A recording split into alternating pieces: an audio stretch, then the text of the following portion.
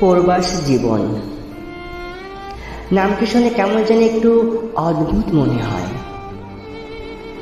কারণ এই নামটির সাথে জড়িয়ে আছে কত কষ্ট, কত দুঃখ, কত আবেগ, আবার কত নয়নের অশ্রু জল।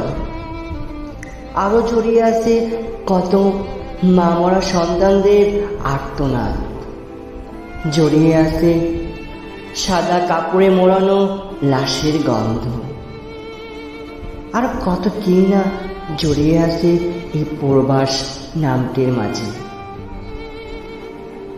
আমি যখন ছোট ছিলাম তখন দেখতাম পাশের বাড়ির কিছু মানুষ প্রবাসে যেত, টাকা ইনকাম করত, মোটা অঙ্কের টাকা পাঠাতো বাংলাদেশে। তার ফ্যামিলি খুব জমজমাটভাবে চলতো। আমিও মনে মনে চিন্তা করলাম, আমি যখন বড় হব আমিও তার মতো বা তাদের মতো প্রবাসে যাব, অনেক টাকা পাঠাবো মায়ের কাছে, মা খুব ভালোভাবে চলতে পারবেন।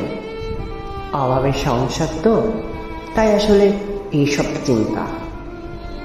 যখন বড় হলাম, এসএসসি পরীক্ষা কমপ্লিট করলাম, তখন মাথায় ভূত চাপলো আমি প্রবাসে যাব। মায়ের জিনিসপত্র, মায়ের স্বর্ণ গয়না, বাবার সম্পত্তি সবকিছু বিক্রি করে প্রবাসে পাড়ি জমাই। এখন বুঝতেছি কত কষ্ট প্রবাসে। দুবেলা তিনবেলা না খেয়ে থাকলে কেউ জিজ্ঞাসা করে না আমি খেয়েছি কিনা। আমি কান্না করলে কেউ আর চোখে জল মুছতে দেয় না, মাথায় হাত বুলিয়ে কেউ আর সান্ত্বনা দেয় না, টেনশন করিস না আমি আছি। প্রবাসে আমার মাথার ছাদ আমি নিজেই। কত কষ্ট করে ইট বালু সিমেন্ট 10 তলা 20 তলার উপরে মাথায় করে নিয়ে যেতে হয়। আর দেশে যখন ছিলাম, মাথায় যদি ছোট একটা বস্তা দেখতো, মা সাথে সাথে বলতো এটা ফেলে দে, তোর কষ্ট হচ্ছে না। কিন্তু আজ তো কেউ বলছে না। তাহলে এটাই কি জীবন? আজ যদি আমার মা আমার পাশে থাকতো, যদি তিনি দেখতেন